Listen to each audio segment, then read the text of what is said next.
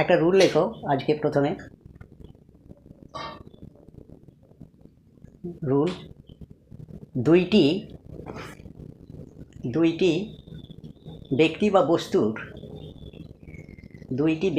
বস্তুর মধ্যেটাকে single কোটেশানে বুঝাইলে between BETWEEN বিটুইনটাকে single কোটেশানে এবং অনেকের মধ্যেটাকে সিঙ্গেল কোটেশানে মধ্যে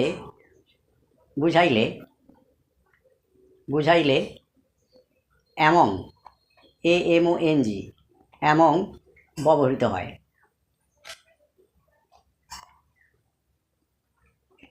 পূর্ণচ্ছেদ যেমন দুইটি আম গাছের মধ্যে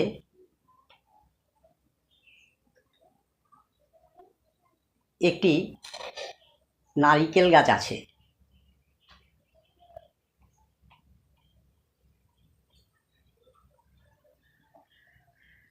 তাহলে আছে বোঝাতে আমরা বি ভার্বকে ব্যবহার করছি এখন, তাই তো? তাহলে a coconut tree COCONUT a coconut tree is হবে, তাই তো? ইজ বিটুইন, যেহেতু দুটো রয়েছে তাহলে বিটুইন বসবে, between 2 mango trees TWO 2 mango trees full stop. যেহেতু দুটোর মধ্যে বোঝানো হয়েছে তাই বিটুইন হলো। এবার লেখো আম গাছগুলির মধ্যে একটি লম্বা গাছ আছে।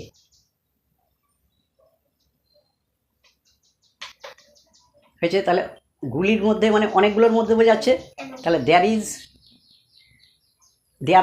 দিয়ে হচ্ছে, বলছি না। আচ্ছা, দেয়ারটা কেটে দাও। A tall tree is among the mango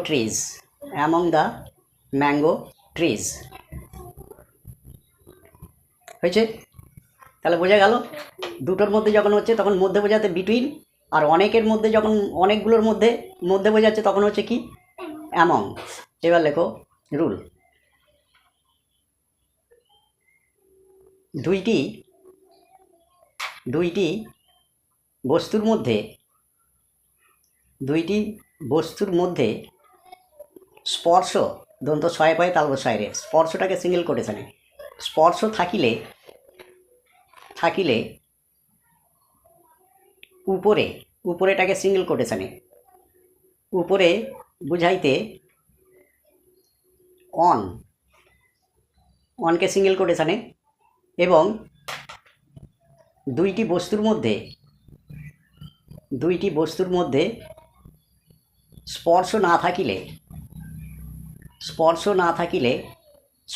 থাকিলে ওইটাকে কোটেশানে দাও। স্পর্শ না থাকিলে উপরেটাকে সিঙ্গেল কোটেশানে উপরে বুঝাইতে অ্যাবাব ABOVE অ্যাবাবটাকে সিঙ্গেল কোটেশানে দাও, ব্যবহৃত হয়।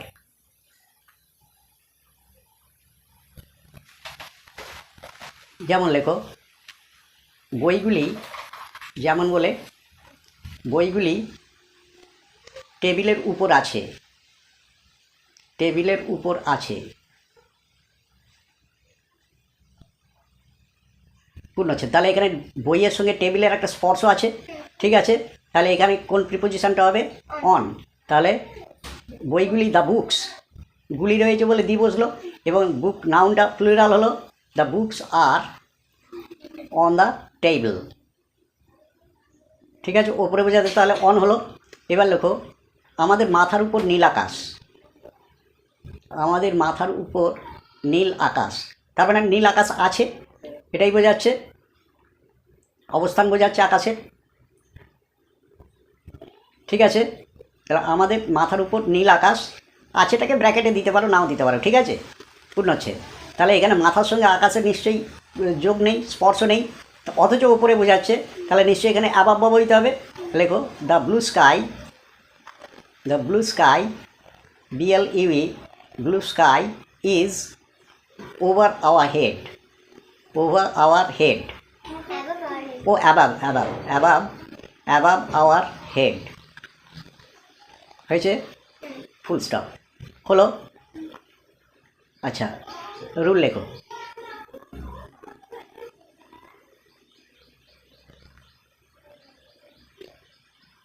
কোনো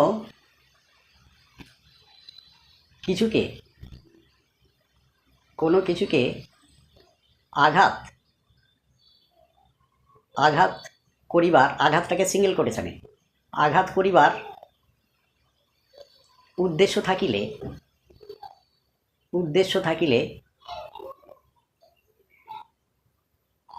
থ্রো THROW, থ্রো ভার্বটির পর অ্যাট প্রিপোজিশনটি ব্যবহৃত হয়।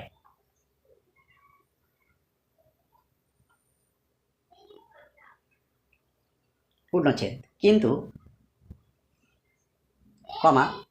আঘাত করিবার উদ্দেশ্য না থাকিলে থ্রো ভার্বটির পর THROW, থ্রোটাকে সিঙ্গেল কোটেশনে, থ্রো ভার্বটির পর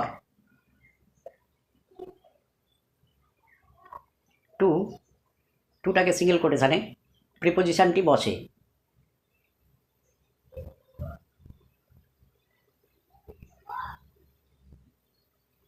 পূর্ণচ্ছেদ। যেমন দুষ্ট বালকটি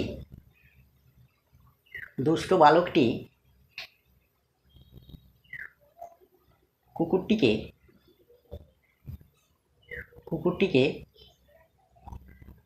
পাথরগুলি ছোঁড়ে,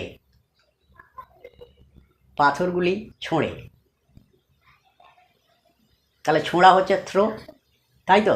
তাহলে এখানে কি কুকুরটাকে নিশ্চয়ই আদর করবার জন্য পাথর ছুঁড়ছে না, তাহলে তাকে আঘাত করবার জন্যে। তাহলে সাবজেক্ট হচ্ছে the rude boy, RUD, the rude boy, third person singular, present indefinite, তাহলে থ্রোজ হয়ে যাবে, ভার্বটা থার্ড পারসন সিঙ্গুলার হয়ে গেল। এগুলো আমরা আগে আলোচনা করেছি। থ্রোজ কি ছুঁড়ছে, পাথরগুলি, তাহলে দ্য স্টোনস হবে, দ্য স্টোনস। তাহলে এবার আঘাত করবার উদ্দেশ্য, তাহলে অ্যাট বসবে, অ্যাট দ্য ডগ হলো। তাহলে এখানে আঘাতের উদ্দেশ্য থাকার জন্য থ্রো এর পর কী হলো, অ্যাট, তাই তো। এবার লেখো আমার বন্ধু আমাকে একটি কমলা লেবু ছোঁড়ে,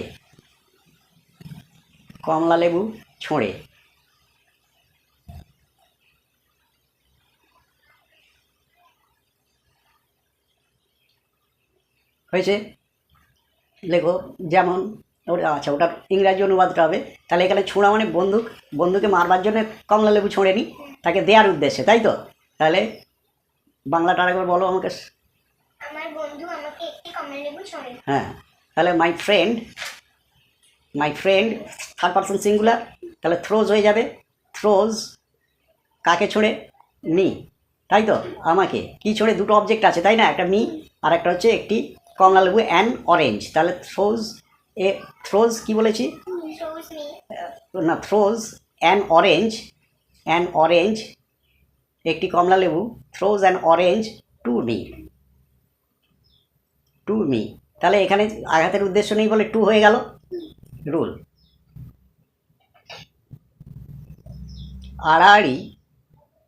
আড়াআড়িটাকে সিঙ্গেল কোটেশনে বুঝাইতে অ্যাক্রস, ACROSS, অ্যাক্রস, এবং দৈর্ঘ্য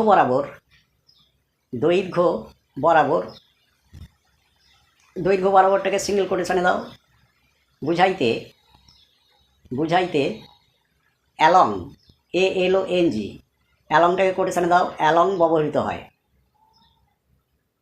পূর্ণচ্ছেদ। যেমন লেখো,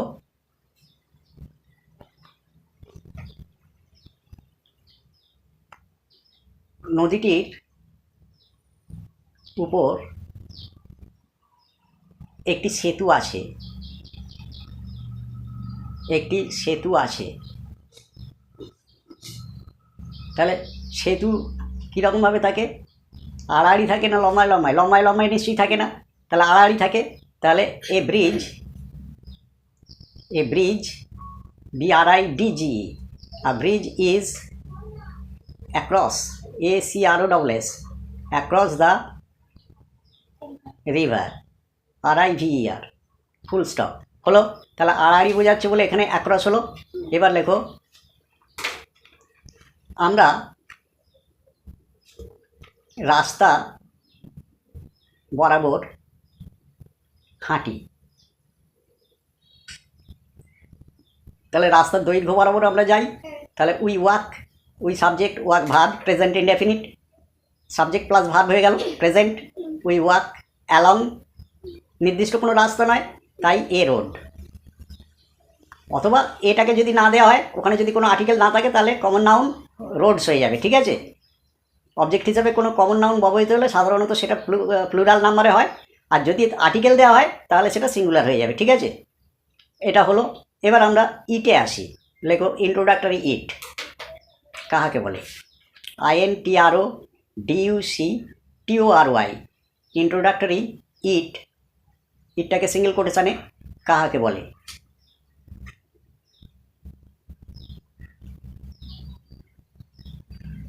হয়েছে। কোনো সেন্টেন্স, কোনো অ্যাসার্টিভ লেখো, কোনো অ্যাসার্টিভ, ASSERTIVE, অ্যাসার্টিভ সেন্টেন্সকে, ACNTENCE, সেন্টেন্সকে শুরু করিবার জন্য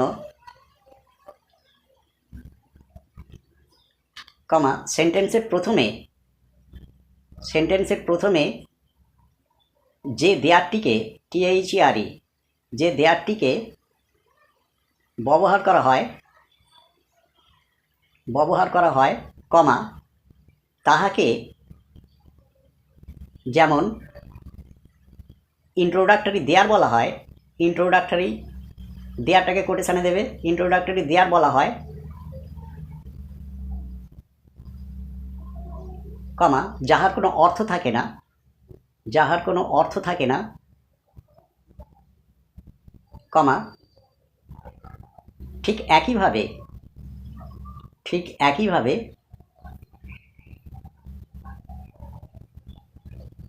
কমা কোনো সেন্টেন্সকে শুরু করিবার জন্য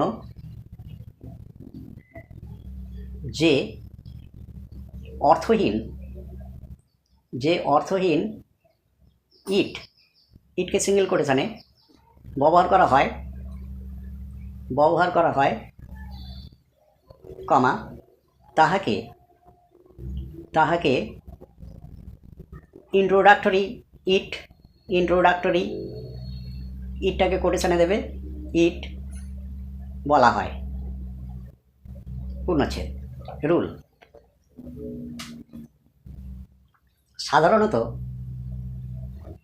সাধারণত সময় কমা ঋতু, ঋতয় হস্য, ওটাকে কোটেশনে, সময়টাকে কোটেশনে দেবে, ঋতুটাকে কোটেশনে দেবে, কমা আবহাওয়া, ওটাকে কোটেশনে দাও, প্রভৃতি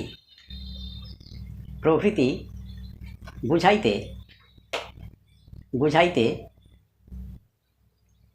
কমা সেন্টেন্সের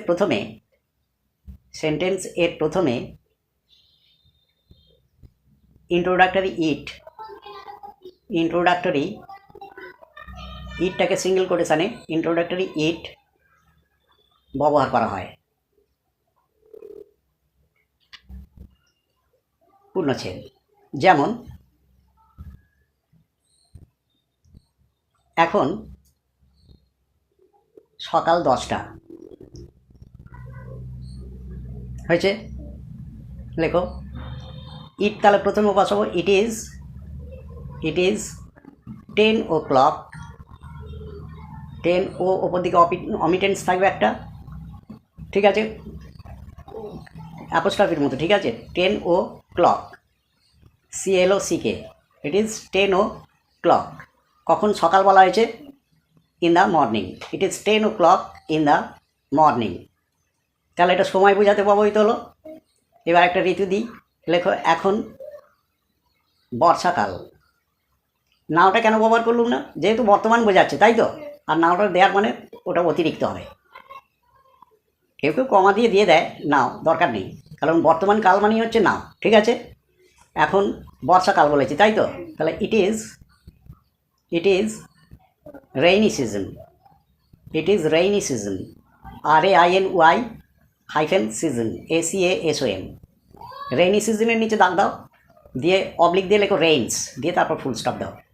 হয় রেইনি সিজন লিখবে, নতুবা রেইনস মানে কিন্তু বর্ষাকাল, ঠিক আছে। তাহলে এটা ঋতু বোঝাচ্ছে, ঠিক আছে। এবার একটা আবহাওয়া দিয়ে দিই, লেখো আজ মেঘলা দিন। হয়েছে। আচ্ছা, মেঘ ইংরাজি কি ক্লাউড। আমরা শিখেছি কি নাউনের পর ওয়াই যোগ করলে সেটা অ্যাডজেক্টিভ হয়ে যায়। দিনটা কেমন, তাহলে ক্লাউডি, ঠিক আছে। মেঘকে কোয়ালিফাই করছে বা বিশেষিত করছে এই যে দিনটাকে, তাই না, দিনটাকে কোয়ালিফাই করছে কেমন দিন, মেঘলা। তাহলে লেখো it is a cloudy, CLOUDY, cloudy day, comma দিয়ে টুডেটা দিতে পারো, কমা দিয়ে টুডে, ওটা অতিরিক্ত হলো। It is a cloudy day, হয়েছে।